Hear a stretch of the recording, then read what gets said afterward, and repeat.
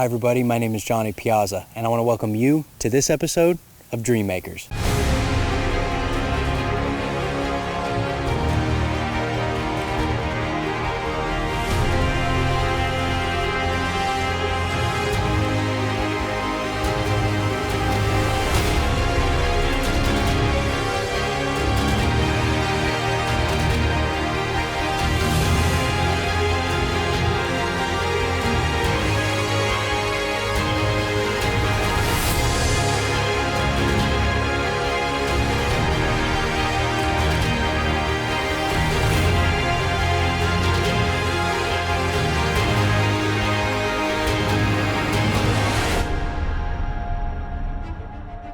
Welcome to the show, everybody. And on this episode of Dream Makers, we've got two very special hunts coming up. They're turkey hunts. But first, before we get into it, let me tell you a little bit about the Outdoor Adventure Foundation. Dream Makers is brought to you by the Outdoor Adventure Foundation, and they specialize specifically in providing hunts and other outdoor adventures to those that need them the most. You know, young people with disabilities, cancer, other life-threatening illnesses. They're bringing these kids out, they're showing them a good time, and they're just letting them have fun in the outdoors and experience everything life has to offer. You know, the Outdoor Adventure Foundation, they don't just take kids out on these outdoor adventures. They also take out disabled veterans, let them have some fun, forget the past, and just show our appreciation as Americans for what they've done for us. Now that being said, let's get into it because I'm excited. We've got two hunters coming up and we're gonna have a great time. Now I'm a big time hunter, I love it, but there is nothing that I love more than turkey hunting. Turkey hunting is a great way to get out there, engage with the animal, be on the move, and it's a lot of fun. Yeah, baby, yeah. You're hearing that gobble, you're getting all riled up, you never know what's gonna happen, and it's a great way to take these kids out and show them an awesome time and give them a lot of action. Now our next hunter up, his name is Jared. And Jared is actually no stranger to turkey hunting. He's done a lot of it in the past. But unfortunately, Jared had something happen to him that he just couldn't control. I had a brain aneurysm in my brain stem, and it caused me to be in the hospital for about 4 months. Since he was, I guess, 5 or 6 years old, I've been dragging him all over the place, hunting with me, and he's got his first deer when he was young, and I think 6. Been pig hunting all of his life with me, and duck hunting and deer hunting, and yeah, so a few years ago we started chasing turkeys a little bit. I've always chased turkeys, but he wanted to get a Grand Slam, and yeah, definitely give us something to look forward to. So Jared's going after his Grand Slam on turkeys. And for those of you that don't know, there are 4 subspecies of turkeys that make up the Grand Slam. There's the Osceola, the Eastern, the Merriam, and the Rio. Now the thing about those 4 birds is that they are spread all over the country in different parts of it. So getting a Grand Slam is no easy task. Now the one bird left on Jared's slam is the Osceola, and you can only find the Osceola in one place, Florida. So Jared and his dad got to pack the bags and head out to Florida. You know, no matter who you are or what your situation is, you can't go back, you can't change the past and the hand you're dealt. But what you can do is you can not let it limit you moving forward in life. And Jared has done just that. And Outdoor Adventure Foundation helps people do that. And it's dang sure helpful to have people and guides that take these guys out and show them a good time. People just like our guide on this hunt, Randall. My name's Captain Randall Marsh. I'm the owner and head guide at South Zone Outfitters. We do fishing and hunting in Florida. I chase turkeys, hogs, alligators, deer, and predators. We also do fishing the rest of the year. I was contacted by the Outdoor Adventure Foundation to run this hunt, and I couldn't think of a better way to spend my week 2 here in the South Zone. Now I'm actually from Florida, the Sunshine State. And you know what the Sunshine State is known for? Oranges. So when you know it, this trip, our guys, they're gonna be hunting in an orange grove. Jared and his dad got here yesterday about 3:30, and we quickly threw them in the car, and our plan was we were either gonna be able to see the birds going off to roost and maybe have a chance to call them in, or at least be able to watch them go to roost for the next morning. Now the thing about turkeys is they can't smell you, so the good Lord gave them a little bit of extra eyesight and hearing to make up for that. They can see extremely well. So the first thing they're gonna have to do is get situated and set up a nice blind to make sure that these turkeys coming in can't see what's going on. Once they get the blind all situated, Randall goes out, sets a few decoys out on the road, comes back, starts calling. It doesn't take long for the birds to start showing up. A few hens stroll in, and eventually some toms, nice toms. The bird came in, kind of hung out at 60 yards, was kind of henned up. Turkeys are infamous for hanging up just out of reach. Jared's in a special situation. They don't want to be shooting far, and these birds are at 60 yards. They're working their way into the decoys, but they're not coming fast enough. So the guys are just gonna hang tight, enjoy the show, and see what happens.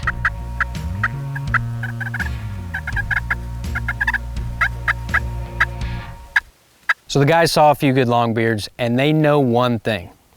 They know where they're coming back in the morning. Stick with us, Dream Makers will be right back.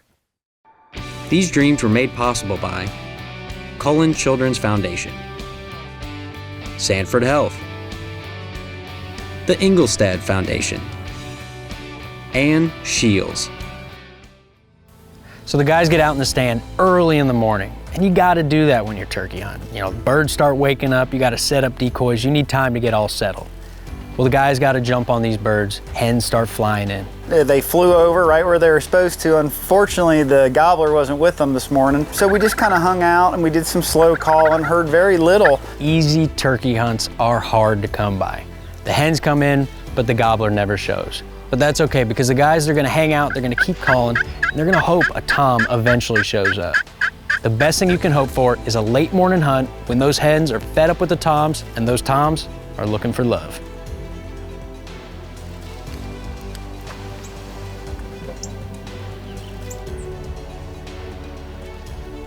As turkey hunters, I can tell you this much, we live for the gobble. Problem is, they don't always gobble, but that doesn't mean they're not coming in. So that's why, no matter the time of day, you never let your guard down. Here they come. They're coming from the left over here. They're coming right here. Look down the road, and 400 yards down the road, here he's coming. Now this tom, he catches the guys by surprise, and he's coming in quick. I take a peek out and I realize he's covered 250 yards in a very short amount of time. He's acting like he's going left. Turn your gun, turn. Do you have an opening? Do you have an opening? Take it when it clears. Do you have an opening through there? Yeah. Okay, shoot him. Nice! Nice! Being an experienced turkey hunter, he doesn't waste any time threading the needle. And old Randall, he just couldn't contain himself. Congratulations, brother. Hand me your gun. You may be in the 12-inch club, man. Now, if you're a turkey hunter, you love it because of the excitement. Now, your levels of excitement may vary depending on who you are, but every now and then, you just gotta get up and do a little dance. The turkey dance. I love the turkey dance. I dance like a turkey when we shoot him. Let's see your excitement, bud. Come on, bud. Good job. Good job. Woo! Look at that. Look at those spurs, man. That's good for an Osceola, man. Dude, he might have it, man. Oh, yeah?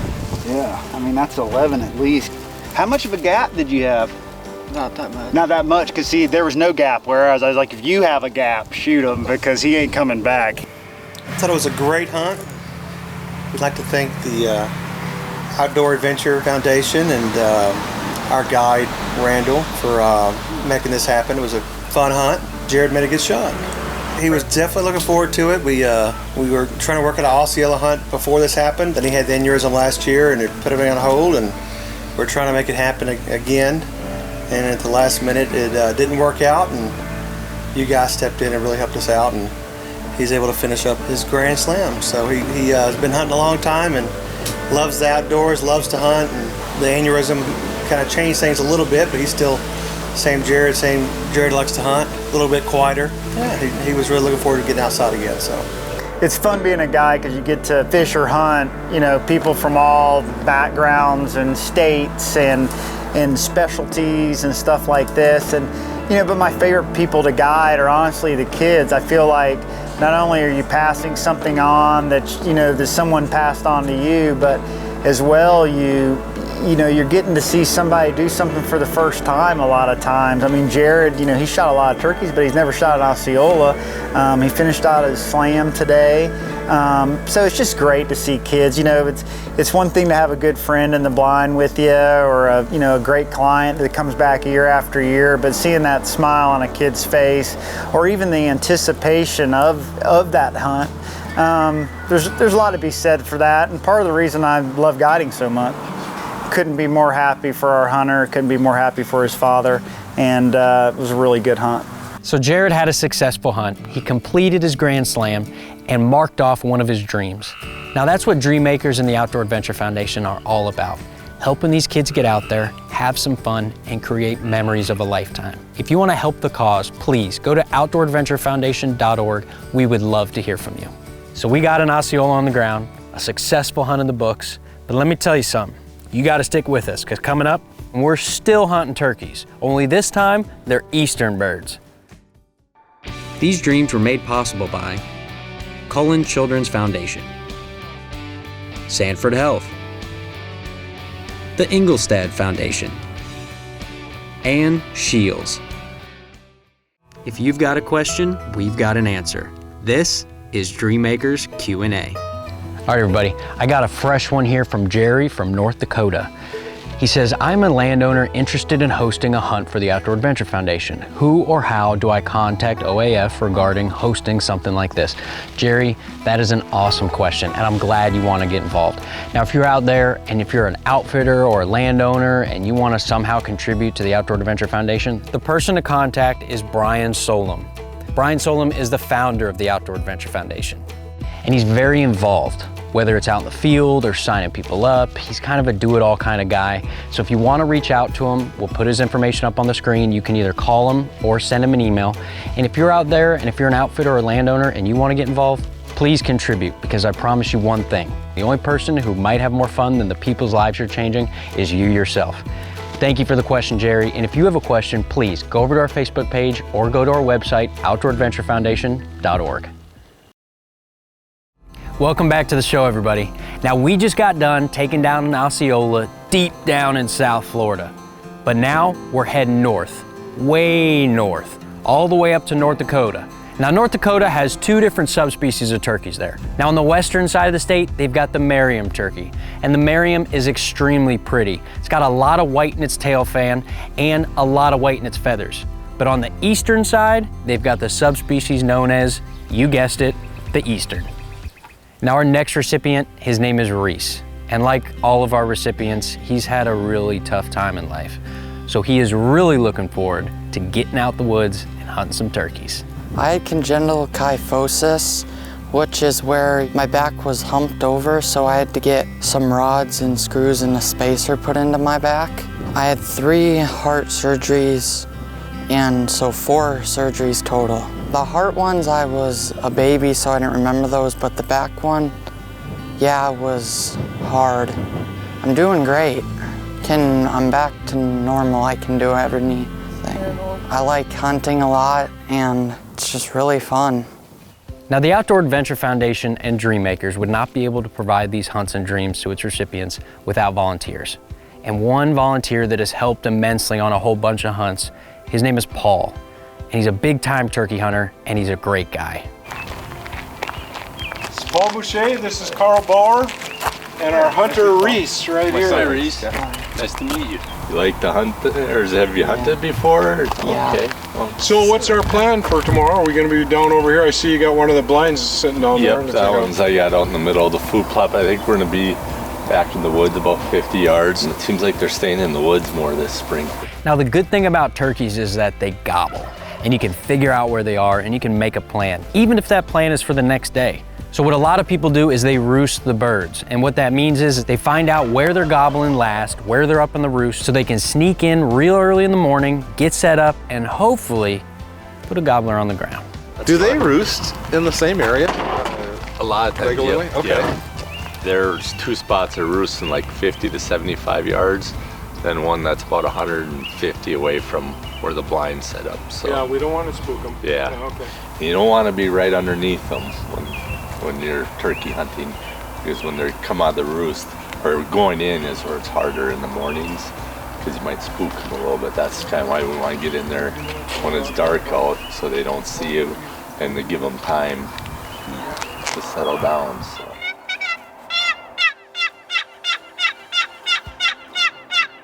So the guys have a plan for the morning. They know where the birds are at and they know where they gotta be.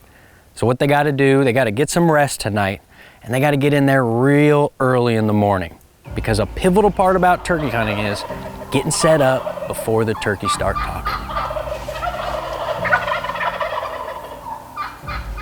So they're set up and these birds are gobbling on the roost and they hit the ground and before you know it, they've already got birds in front of them. They got a few jakes, nothing they want to pull the trigger at, and they're still a little bit far out.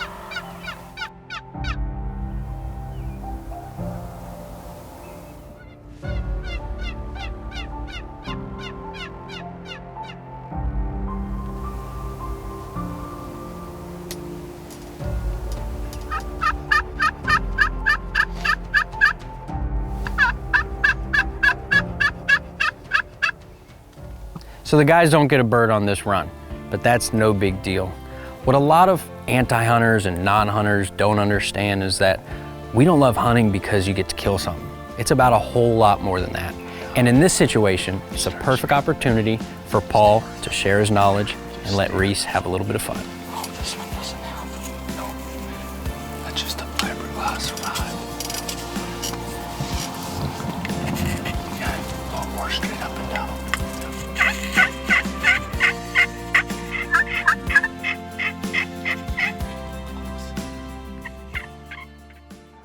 These dreams were made possible by Cullen Children's Foundation, Sanford Health, the Ingolstadt Foundation, and Shields. So the guys didn't have any luck on their first sit, but that's no big deal. One of the things I love about turkey hunting, because I can get a little antsy sometimes, is if you're not having any luck, you can just pick up shop and go somewhere else.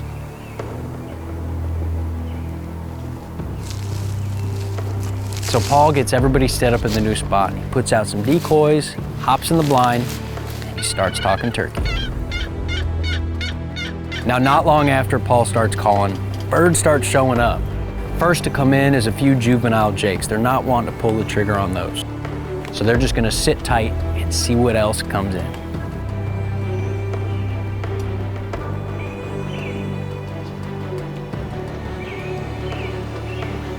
Now let me tell you something. There is only one thing on the face of this earth better than seeing a big old longbeard coming in. And that's seeing 5 longbeards coming in. And I'll tell you what, they're reading the script. There's 4 or 5 toms coming.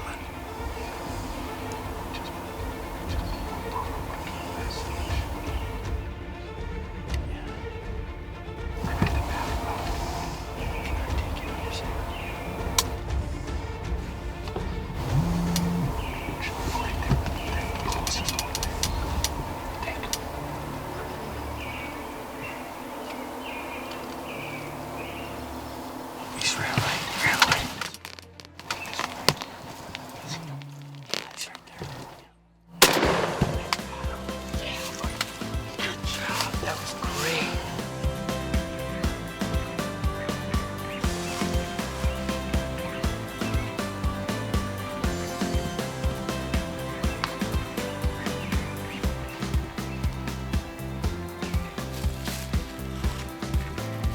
Y'all get to see how big this was? What a nice fan. Nice. Oh, there you go. Congratulations. So proud of you, man. Right off the last minute. Yeah, that's perfect. That is awesome. You know, it's not every day that you get the founder of an organization out in the field mixing it up and getting his hands dirty, but Brian Solom is the founder of the Outdoor Adventure Foundation, and he tries to go on as many of these hunts as he possibly can, and he definitely enjoys every single one of them. Congratulations, Yeah, holy cow. Wow. Wow, look at that big noodle. Nice burst. One shot, one kill. Nice. That's right, good job. Oh, this is fantastic. He got it. It was a long day. We got up at 4 a.m., got out here, sat a lot, drove a lot, and in the last, probably 15, 20 minutes of lighty. he put one down. It's fantastic. I'm just so proud of him. This is great. First turkey. Many more to come, right? Yeah. Thanks, Outdoor Adventure Foundation, for a great hunt. A heartfelt thank you so much to Brian Solom for giving Reese the opportunity, and for Paul to invite us out here onto his property and stay with Reese the whole time, and Dave, you too. I mean, this is very, very cool. Can't thank you all enough. Fantastic day. Fantastic day. How bud? Yeah. You gonna be able to carry that big boy out? Yeah. I want to thank everyone for watching this episode. I've had an awesome time. There is not much that gets my gears going more than a turkey hunt. We got to go all the way down to South Florida and take a nice Osceola with Jared. And then we went all the way up north to North Dakota and took a beautiful Eastern with Reese. We had an awesome time with both of them. But the truth of the matter is that neither of these dreams could have been made possible without the Outdoor Adventure Foundation. Now, the Outdoor Adventure Foundation, their sole mission is providing these dreams and other outdoor adventures for children with life-threatening illnesses and disabled veterans. And the Outdoor Adventure Foundation couldn't do what they do without the generosity of others. Now, if you want more information on how to get involved, please go to our website. You don't just have to donate money. You can donate your time, you can be a volunteer, or you can be like Randall and Paul. You can donate a hunt, or you can let somebody come out on your property and just have a good time. My name's Johnny Piazza, and I want to thank you for watching this episode of Dream Makers.